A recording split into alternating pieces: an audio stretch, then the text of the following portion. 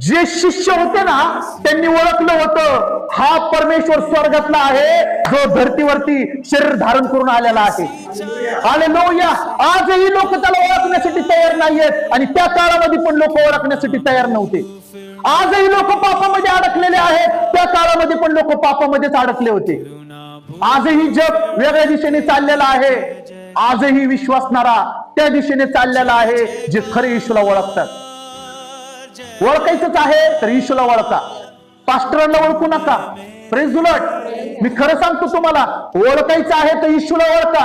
आज खूप लोकांचं लक्ष पास्टरांकडे लागलेलं आहे. तुम्हाला पास्टर वाचवणार नाही, शेवटला तुम्हाला वाचवणारा येशू ख्रिस्त आहे.